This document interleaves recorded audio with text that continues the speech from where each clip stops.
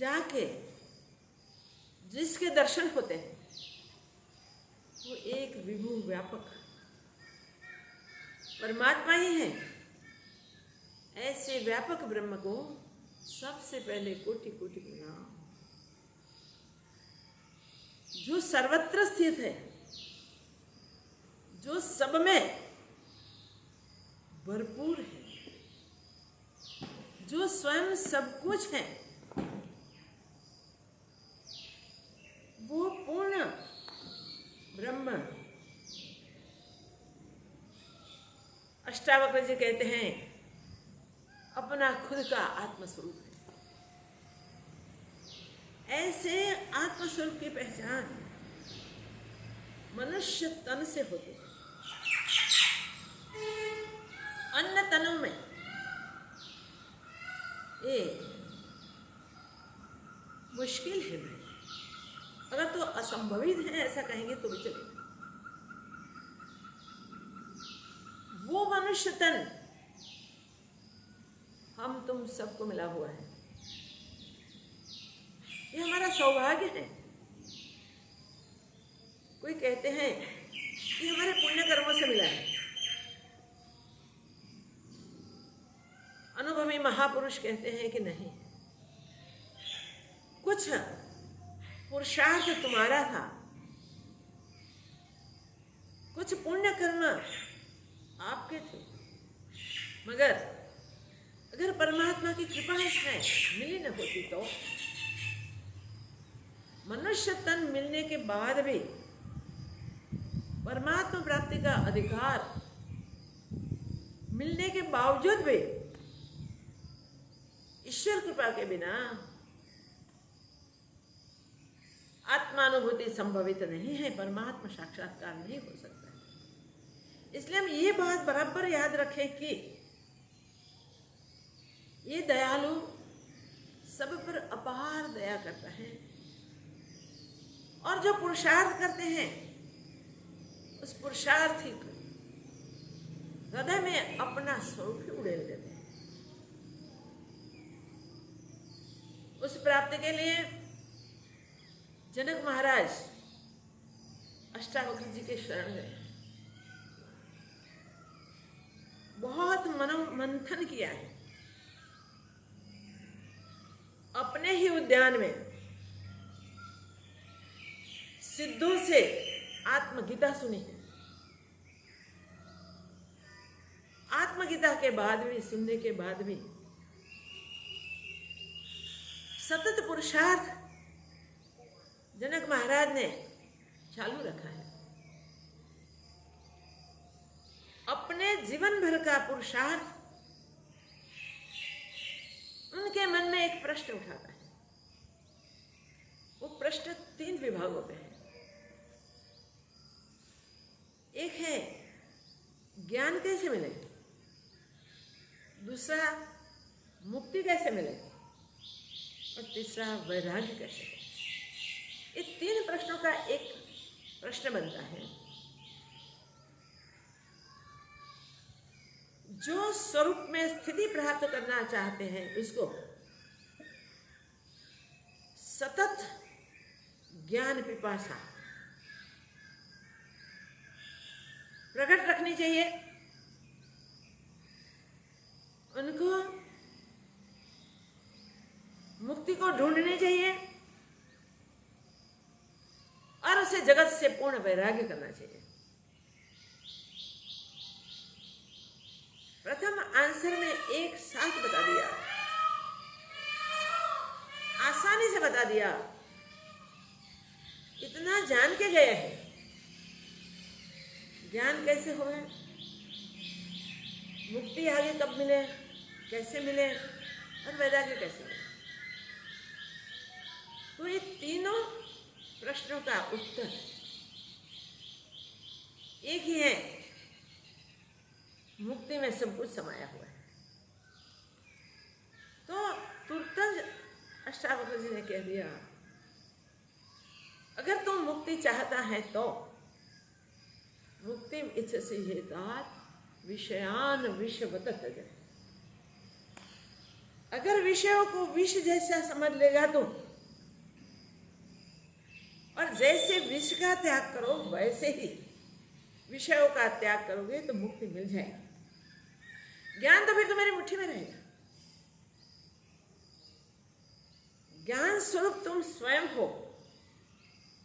अपने आप के वैराग्य होते ही पहचान होनी शुरू हो जाएगी और मुक्ति मिल जाएगी। आगे अष्टावक्र जी महाराज ने स्पष्ट बताया, यदि अगर तू देह को आत्मा से पृथक जान के उस चैतन्य स्वरूप में स्थित हो जाएगा, चिति विश्राम तिष्ठति, तो बस इतना ही करना है। तो देहादिक की बात बाकी कर दी, क्रमशः उत्तर दे रहे हैं। और क्रमशः हम अगर सोचते जाते हैं तो हमको इजी लगता है कि कैसे हम इस भवबंधन से मुक्त हो सकते हैं और भवबंधन का हमारा पथ क्लियर होता जाता है। तो सबसे पहले संसार के सारे विषयों को, जैसे विश्व को छूने में भी हम डरते हैं, वैसे उनसे डर के उसे छूना भी नहीं चाहिए, उसका त्याग करना चाहिए। दूसरा, देह को तुमने अपना स्वरूप मान लिया है, देह में तुमने मैपन कर लिया है, देह और देह के संबंधों में मेरापन कर लिया है, उसको त्याग लिया, क्योंकि तू देह नहीं है, देह से पृथक आत्मा तुम हो। तो अपने आप को आत्मस्वरूप में स्थित करके आत्मस्वरूप में विश्रांति पाने के लिए उसमें प्रतिष्ठित होके आगे बढ़ेगो तो तुम देह से रहित, देहाभिमान तुम्हारा छूट जाएगा। ये देह कैसा है तो बताया कि पांचों भूतों से रहित, पांचों भूतों से बना हुआ देह को मैं मान के जीवात्मा उसमें फंस गया है, बन गया है।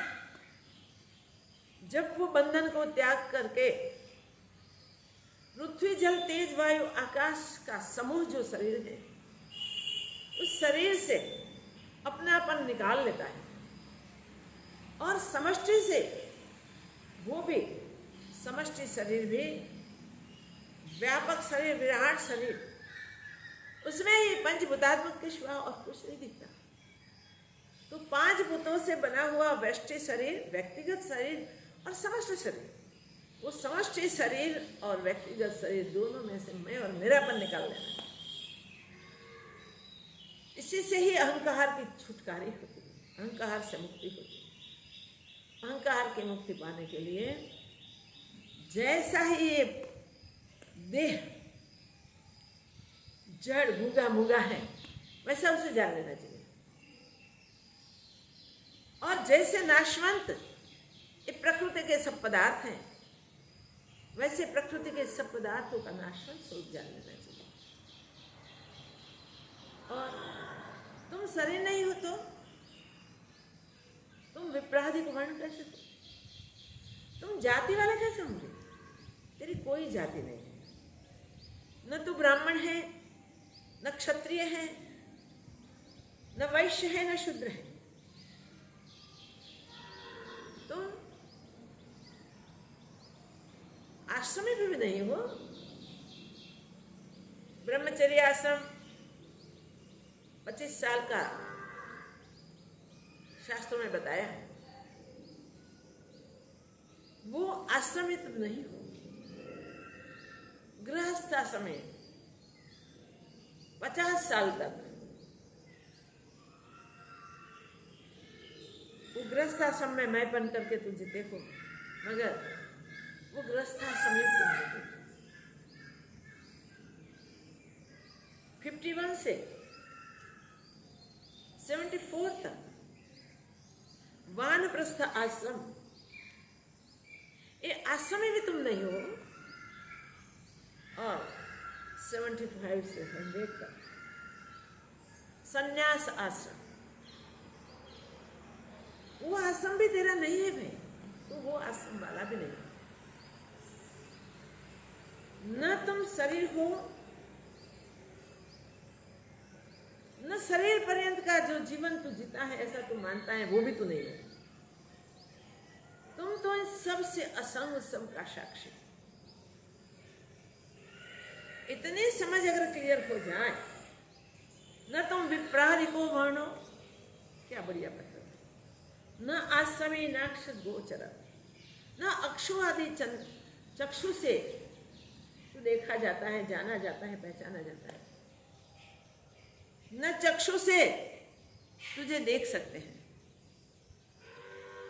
न श्रवणों से तुझे सुन सकते हैं, न नासिका से तेरी सुगंध ली जाती है, न त्वचा से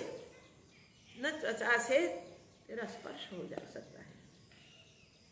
ज्ञानेंद्रियों से तू जाना नहीं जाता, कर्मेंद्रियों से तू पकड़ा नहीं जाता, इसलिए तू अक्षु आदि इंद्रियों का विषय नहीं है, क्योंकि तू सबका साक्षी चैतन्य आत्मा है।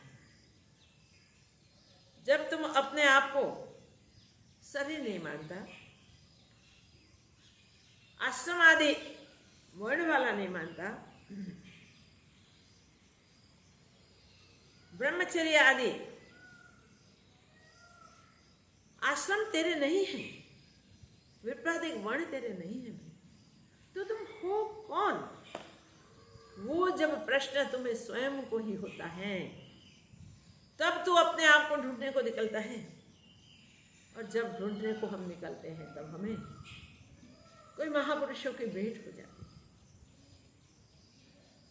और महापुरुषों के मार्गदर्शन के अनुसार सत्संग करके अपौरुषेय ग्रंथों का अध्ययन करके, इन सत शास्त्रों का पठन पाठन करके हम इतना जरूर समझ लेते हैं कि भाई ये शरीर स्थूल है,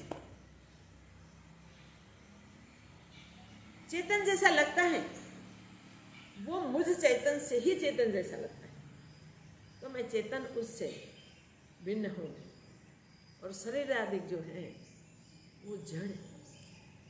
तो जड़ चेतन की जो हमारी ग्रंथि बन गई है, वो चीद जड़ ग्रंथि जब अपने आप को आत्मा जानोगे, तब आप ही आप छूट जाएंगे। वहां से उस समझने के लिए क्या करना पड़ेगा? ये बाह्य साधनों की बात हुई। बाह्य जितने भी करण में साधन हैं, वो सब तो तुम नहीं हो, मगर तुम अंतःकरण भी नहीं हो, अंतर के साधन भी तुम नहीं हो, जो मन बुद्धि चित्त अहंकार। बहुत स्पष्ट करके कह दिया है, धर्म अधर्म, धर्म धर्मो सुखम दुखम मानसा, मानसाने इस मन क्या है? धर्म अधर किसने बनाए? मन में। सुख दुख किससे माने? मन में। तुम तो न ते विभो, तुम तो वो नहीं हो, क्योंकि तुम विभो हो, व्यापक, सब कुछ हो। विभो में व्यापक, सर्वत्र स्थित, सर्वत्र। कैसा? तो अनुपमेय, इसकी उपमा कोई नहीं। फिर भी महापुरुष समझाने के लिए हमें कहते हैं, तुम आकाश जैसे व्यापक, मगर तुम आत्मा के सामने आकाश भी स्थूल है। आकाश की भी सीमा आ जाएगी, वो भी तुम्हारे भीतर रहेगा, अवकाश तुम्हारे अंदर है, मगर तुम तो इससे भी व्यापक हो। इसलिए स्पष्ट करके कहा, न तो विभो न ते विभो, वह तुम नहीं हो, तुम वह नहीं हो, तुम विभो हो, तुम व्यापक हो। ऐसे व्यापक स्वरूप को जानने के लिए तुम्हें क्या करना पड़ेगा? न कर्ता असि न भोक्ता असि। अपने आप को जान ले, तुम कर्ता भी नहीं हो, भोक्ता भी नहीं हो। न कर्ता असि न भोक्ता असि, मुक्त एवासि सर्वदा। वो तो सदा सर्वदा इन सब से मुक्त है।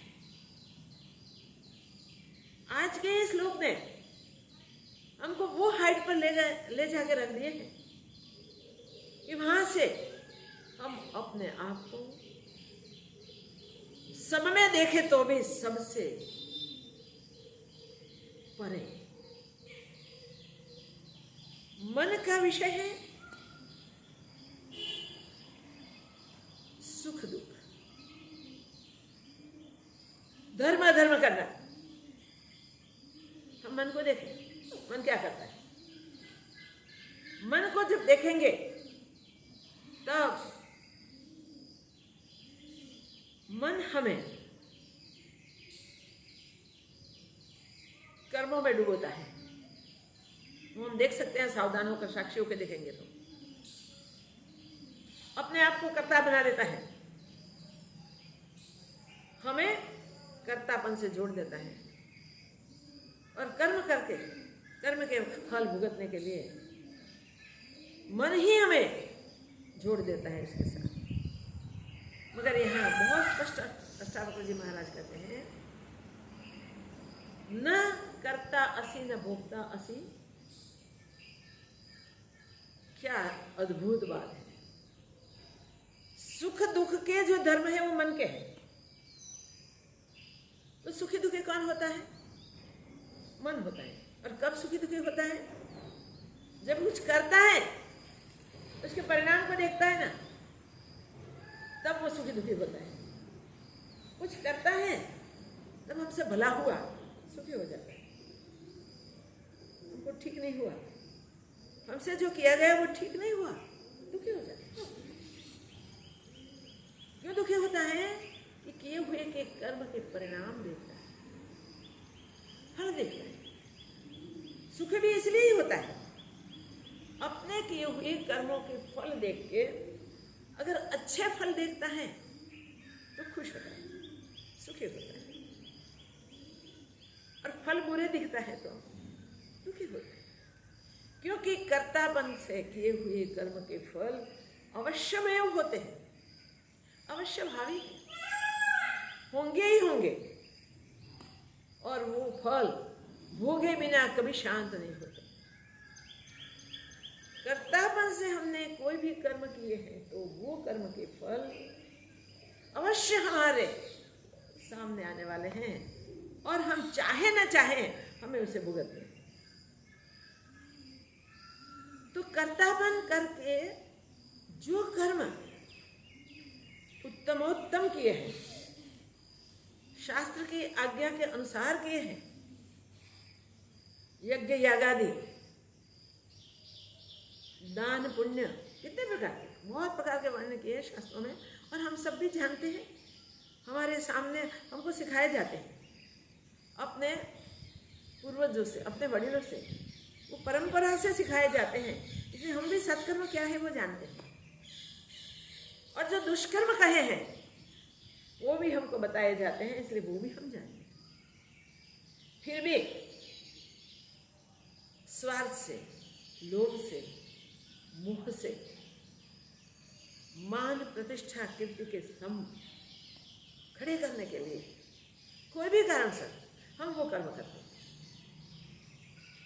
तो पुण्य कर्म करके हम ऊर्ध्वलोक को गमन करते हैं, क्योंकि उसका परिणाम हमें स्वर्ग में भुगतना होता है। स्वर्ग में कर्म के अनुसार उसके फल प्राप्त होते हैं। स्वर्ग में जाके हमको जो स्थान मिला है उससे किसी को उच्च स्थान मिलता है तो उसको देख के वहाँ द्वेष होता है, ईर्ष्या होती है। तेजोदय से हम ईर्ष्या करने को लग जाते हैं वहाँ स्वर्ग में जाके नहीं, और कर्म भुगतते जाते हैं, भुगतते जाते हैं, भुगतते जाते हैं। जैसे भुगतते हैं वैसे वो पुण्य कर्म क्षीण भी होते जाते हैं। कोई हमारे साथ प्रीत करता है स्वर्ग में तो हमें राग होता है।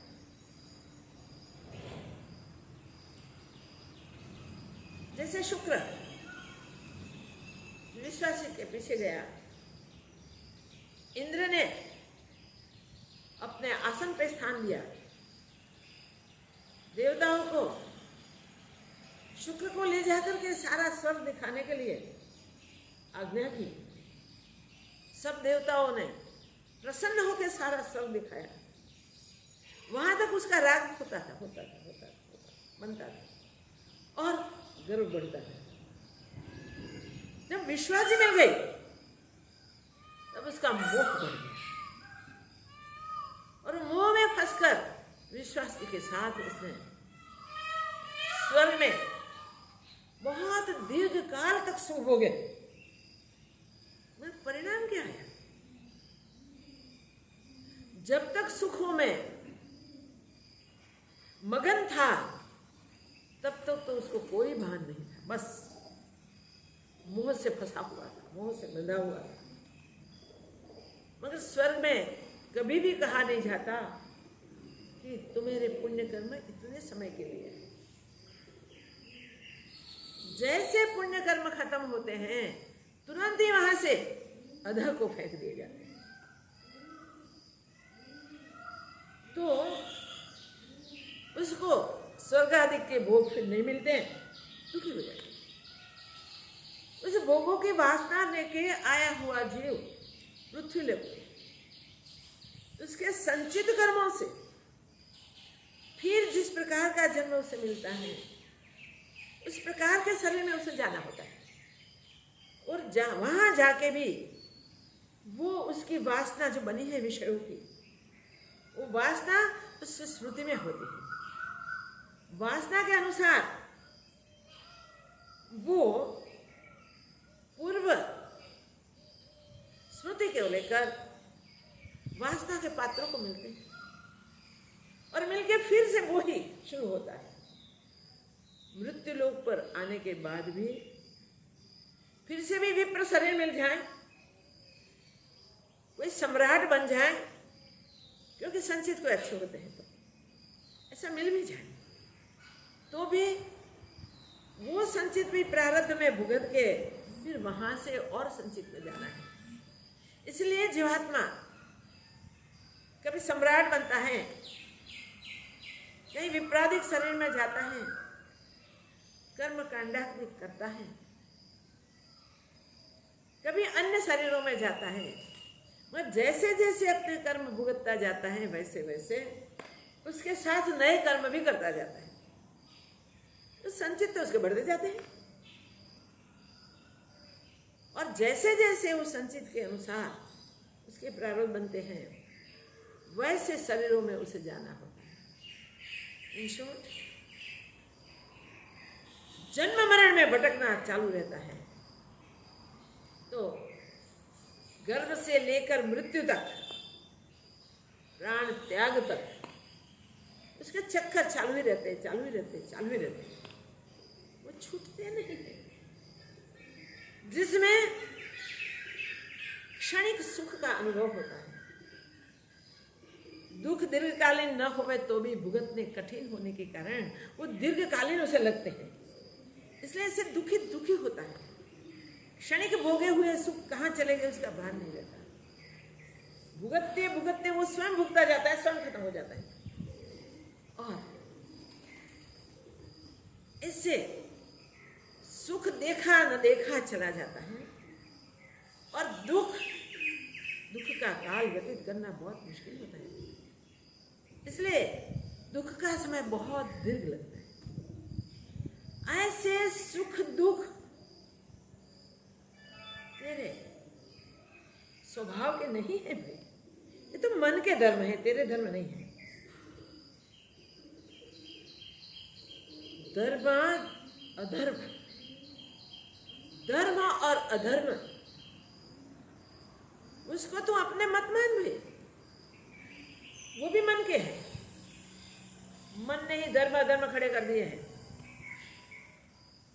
तो मन तो तुम नहीं हो भी, तुम क्यों मन में फंसे हुए हो? सुख दुख भी मन की अधिपति है, तो उसमें क्यों फंसे हो फिर? तुम न सुख दुख भुगतने वाले हो, न तुम धर्म अधर्म का जानने वाले हो। धर्म अधर्म की जानकारी भी तुम अपने आप को नहीं जानते हो तब तक रहती है। याद रखो, धर्म अधर्म सिखाया जाता है। शास्त्रों में भी धर्म अधर्म का वर्णन किया गया है। क्या करना चाहिए, कौन से कर्म धर्म कर्म हैं, वो वर्णन भी हमें मिलता है। और कौन से कर्म अधर्म का आचरण है, वो भी हमारा मार्गदर्शन किया गया है। मगर याद रखो, धर्म अधर्म सुख दुख ये सब मन के कार्य है। मन एवं मनुष्याणाम कर्म बंध मोक्ष। कर्म बंधन से मुक्ति भी मन दिलाता है, और कर्म बंधन में डालने वाला भी मन ही है। कर्म बंधन में फंसने वाला जीवात्मा अपने आप को आत्म रूप से नहीं जानता, इसलिए फंसता है। ये अष्टावक्र गीता के 5 श्लोक खत्म करके ही हम 6ठे श्लोक पे जान जाए अगर कि हम विभु व्यापक आत्मा है, सदैव सर्वरूप परमात्मा ही हम है, सदा सर्वदा मुक्त ही है, ऐसा समझ ले तो फिर बंधन नहीं आने वाला। पर समझना इतना आसान नहीं। सबका यही प्रश्न रहता है, कैसे मुक्ति मिले, कैसे हम अपने आत्मस्वरूप को पहचाने। अगर इतना आसान होता तो यह हम समझ ही लेते कि हम निर्बंध आत्मा है, हम सदा सर्वदा मुक्त ही हैं, हम बंधे हुए ही नहीं हैं। मगर वो इतनी आसानी से मन मरता नहीं है। मन को मारे बिना मोक्ष की अनुभूति नहीं, मुक्ति की प्राप्ति नहीं। मन को मारने के लिए बहुत कड़ा अभ्यास करना पड़ता है, क्योंकि जन्मों से मन हमारे साथ ही रहता है। सूक्ष्म शरीर में मन का ही रोल विशेष है। वासना को संग्रहित करके लेके जाता है दूसरे जन्म में। अपने पुराने संस्कार, जन्मों के संस्कार, एक जन्म के नहीं, अगले जन्म के सिर्फ नहीं, जब से अपने विभु स्वरूप से हम अलग हुए, सदा सर्वदा जिसमें स्थित थे और सदा सर्वदा जिसमें स्थित रहने का हमारा अधिकार है, उससे बिछड़ गए, उसको भूल गए। तब से आज तक हमने अपने आप को सर्वदा मुक्त स्वरूप नहीं जाना, इसलिए हम दुखी सुखी होते रहते हैं। धर्म अधर्म शास्त्रों में ढूंढते रहते हैं और अधर्म को त्यागने की कोशिश करते हैं, धर्म का आचरण करने की कोशिश करते हैं, मगर अपना कर्तापन नहीं छोड़ते। धर्म करने वाला मैं, और अधर्म आचरण करके मैं ये कीर्तमान बन जाऊंगा। किसी को क्या पता मैं अधर्म आचरण करता हूँ। आज का युग ऐसा है कि अधर्म के आचरण से ही सब धन वैभव आदि प्राप्त किए जाते हैं, इसलिए कर्म बंधन कड़ा होता जाता है। याद रखें,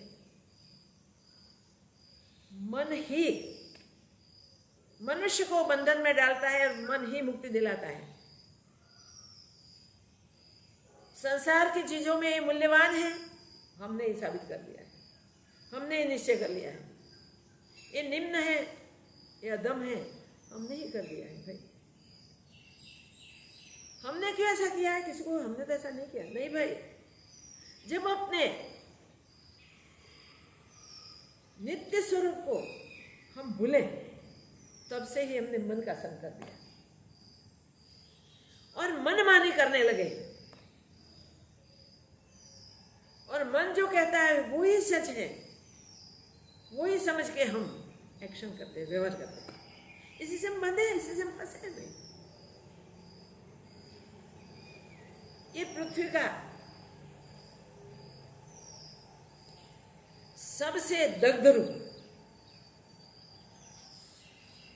कोयला, वही तो हीरा बन के चमकता है।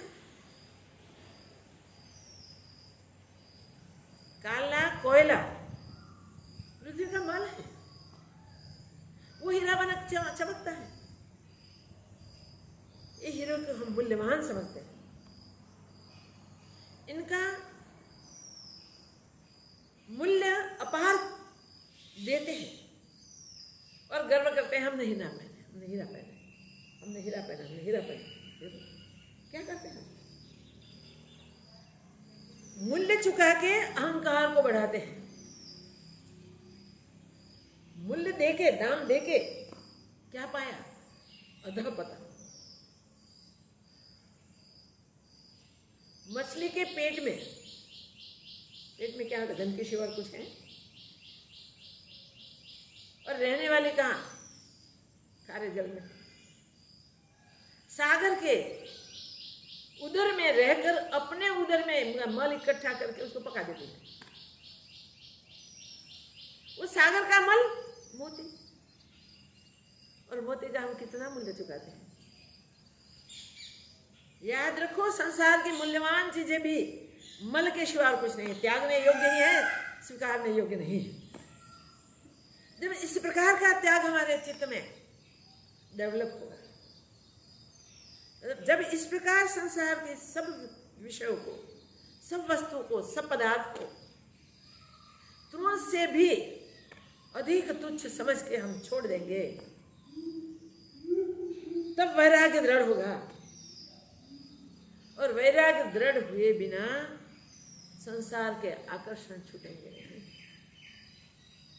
इसलिए प्रश्न में ही पूछा, वैराग्यम च कथम प्राप्त। अच्छी तरह से जनक महाराज जानते हैं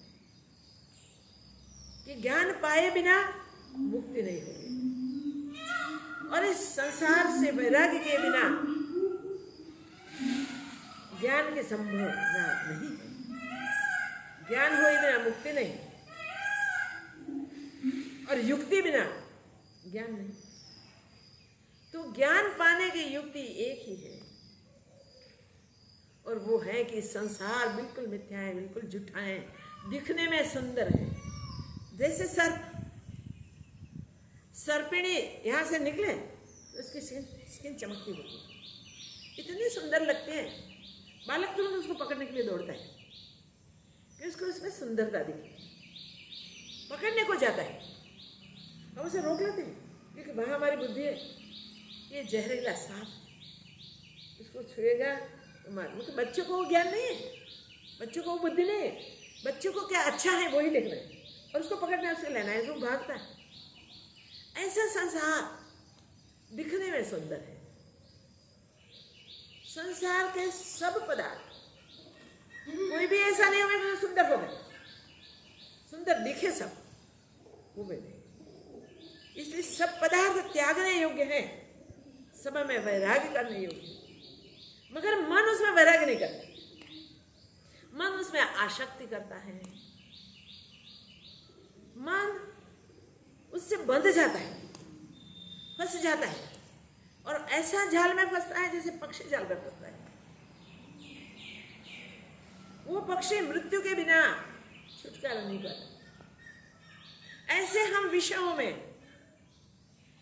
ऐसे आसक्त हो जाते हैं, जगत के पदार्थों के आकर्षण में ऐसे फंस जाते हैं कि जिसने फंसाए उसको छोड़े बिना मुक्त नहीं होता। तो मन ने ही हमको फंसाए भाई, मन की सारी बातें हम मानते हैं, मेरा मन कहता है वही सही, ऐसे काम करके हम करने को लग जाते हैं और संसार में फंस जाते हैं। जैसे वो बंदर घड़े में रखे हुए दाने लेने के लिए हाथ डालता है तब तो हाथ खुला होता है कि चल जा, अंदर जाके वो दाने मुट्ठी भर लेता है, फिर निकालने के लिए कितनी कोशिश करता है, उस घड़े को पटकता है, पीटता है, दुखी दुखी होता है, वो घड़े का मार उसे सहना पड़ता है, फिर भी वो मुक्त नहीं हो सकता। क्योंकि उसमें वो समझ नहीं है कि चने छोड़ दो तो मैं मुक्त ही हूं। उसने वो चने पकड़े हैं। ऐसे हमने संसार के पदार्थों को भले मान के पकड़ लिए और बुरे मान के भी पकड़े, बुरे मान के द्वेष से पकड़े, भले मान के राग से पकड़े। जब तक इन सबको छोड़ेंगे नहीं तब तक मुक्ति संभवित नहीं है। और ये भले बुरे मानने वाला कौन है? मन ही सुख दुख और धर्म अधर्म समझता है। धर्म भी तुझे लागू नहीं होता, तुम आत्मा हो। धर्म भी जीव भाव में हो तब तक तुम्हें अनुसरण करना है। जीव भाव छोड़ो, आत्मा भाव में आ जाओ। तेरा कोई धर्म नहीं है, क्योंकि सब कुछ तू है, अन्य तो कुछ है ही नहीं। तो किसके साथ तुम धर्म अदा करोगे? कहाँ धर्म का पालन करोगे? तुम ही तुम हो। तो धर्म भी तुम नहीं और अधर्म भी तुम नहीं हो। अधर्म कैसे बरतोगे? वो भी संभवित नहीं है। धर्म अधर्म की कल्पना जहां नहीं हो सकती है, वहां तो सदा सर्वदा स्थित हो। क्या सुंदर बात है। सदा सर्वदा तुम वहां ही स्थित हो जहां धर्म और अधर्म की कोई कल्पना ही नहीं, जहां बंधन हुआ ही नहीं, वहां तो सदा काल से स्थित हो। जहां बंधन संभवित ही नहीं, वहां तुम हो। जिसको बंधन हो ही नहीं सकता वो तुम हो। सुख दुख क्या है वो प्रश्न उठे तो विचार करके निश्चय कर लो कि सुख दुख जो होते हैं मन से होते हैं। मन के माने सुख, मन के माने दुख। मन का माना जग और मन का माना विश्व को मन नहीं माना है, और मन निश्चय कर ले तो उसे समय विश्व खत्म, कुछ है नहीं, लोगों व्यापक आत्मा ही है। सदा सर्वदा तुम वो आत्मा हो। ऐसा जिसने भी निश्चय किया उसने तुरंत संसार छोड़ा, और संसार में बरते तो भी जल कमल पर बरते। सुखदेव जी महाराज ने गर्भ में ही निश्चय कर लिया, ज्ञान प्राप्त कर लिया, क्योंकि उन्होंने जो गुप्त ज्ञान आत्मज्ञान शंकर पार्वती जी का संवाद सुन लिया। माता जी को प्रश्न हुआ और प्रश्न के उत्तर के लिए भगवान को प्रार्थना की। भगवान ने बोला कि ये ज्ञान गुप्त ज्ञान है, किसी के प्रेजेंस में दिया नहीं जाता। जो सुन लेता है वो मुक्त हो जाता है, उड़ जाता है। इसलिए चलो कहीं घाटी जंगल में चले जाए, घोर जंगल में जाके सब वृक्षादि देख ले, सब स्थान देख ले। देखा कि हाँ निर्जन स्थान है, वहाँ कोई किसी का स्थान नहीं है, कोई जीव यहाँ नहीं है। तो वहाँ एक अच्छा पेड़ ढूंढ के इसके नीचे आसन जमाया, बैठे। भगवान ने उपदेश किया, शिव जी ने। माता जी सुन रहे थे, भगवान का उपदेश धारा प्रवाह चल रहा।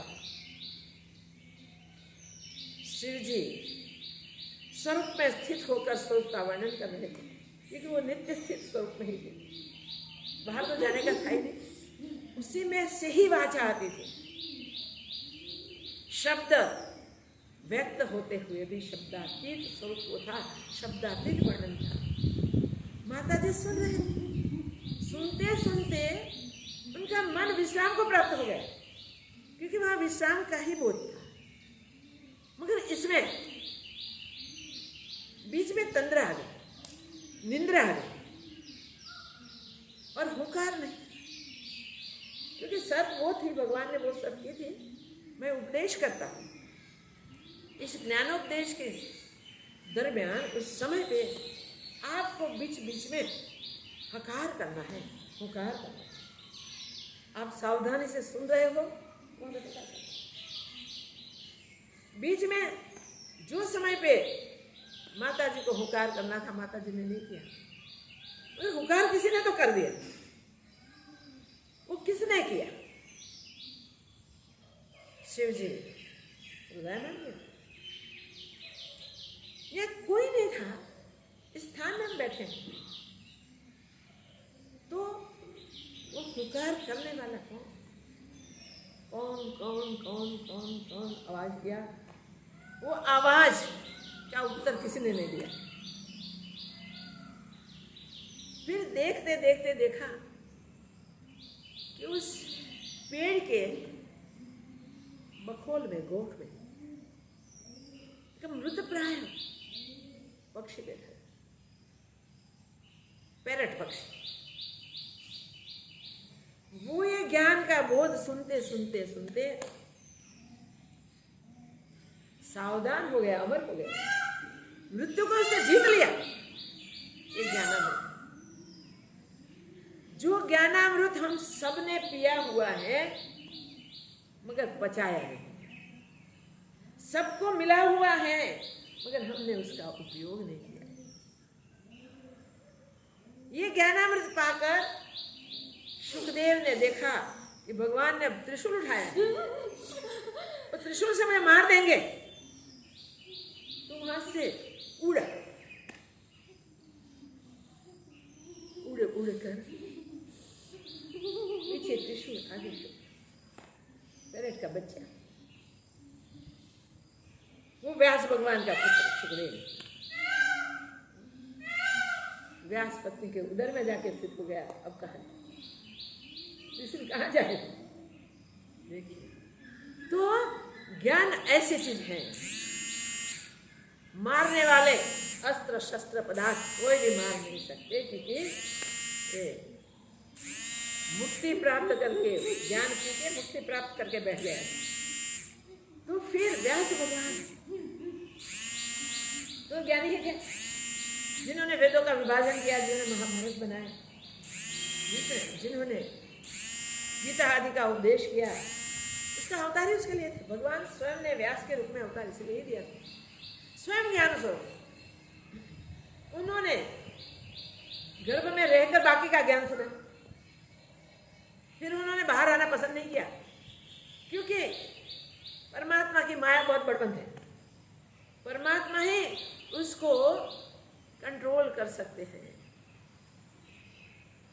इसलिए भगवान ने गीता में कहा, मम माया दुरतया, अष्टधा प्रकृति में बटी हुई ये माया भगवान की स्वयं की है, और भगवान ही उसके मालिक है, उसको वश में कर सके, भगवान ही वश कर सके। तो भगवान मुझे प्रॉमिस करे कि माया तुम्हें स्पर्श नहीं करेगी, तो मैं बाहर आऊं। व्यास जी ने प्रार्थना की, भगवान को आना पड़ा, और तब शुक जी बाहर आए। एक पैरेट का मृत पाय बच्चा भी जिस स्वरूप को जान के अजर अमर हो जाता है, उसको तो हमको दिया हुआ परमात्मा ने, हम वही अजर अमर आत्मा है। उसको जान ले तो सदा सर्वदा मैं वो हूँ निश्चय हो जाता है। फिर न संसार का कोई आकर्षण रहता है, सारे संसार से वैराग्य हो जाता है, और ज्ञानामृत पाके मुक्ति मुट्ठी में आ जाती है। तो किस प्रकार मुक्ति मिलती है? बाहर आने के बाद भी सुखदेव जी ने देखा कि ये संसार भगवान ने प्रॉमिस तो दे दिया है, इसलिए मैं आया हूं, मगर इसका क्या भरोसा, माया स्पर्श नहीं करेगी। फिर भी अगर मैं कहीं वहां से भटक गया तो इसलिए इसी संसार में रहना ही नहीं। भगो पैदा होते ही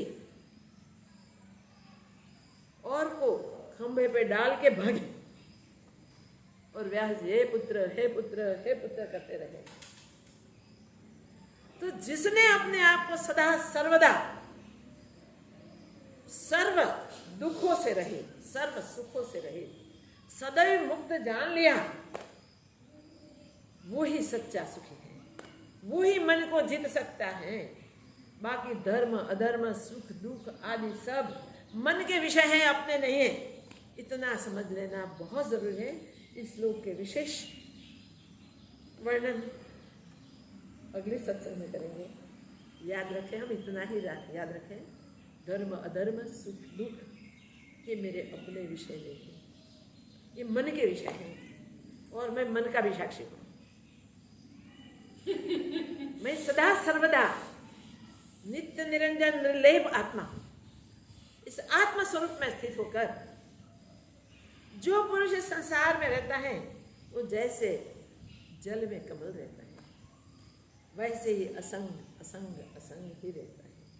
तो असंग रहने के लिए जल के जगत के सारे पदार्थ मल ही हैं, ऐसे तुच्छ समझो, चाहे कितने चमकते हो। हीरा कोई सम्राट के मुकुट में बैठ जाए तो भी वो मल के सिवा कुछ नहीं है। कोई अंगों में जाके उस शरीर के श्रृंगार के लिए लग जाए तो भी वो मल के सिवा कुछ नहीं है। और हम क्या करते हैं, अंगों को भी फाड़ देते हैं और उसको हीरो को वहाँ जमा देते हैं। देखो हमारी बुद्धि, देखो हमारी समझ। क्यों?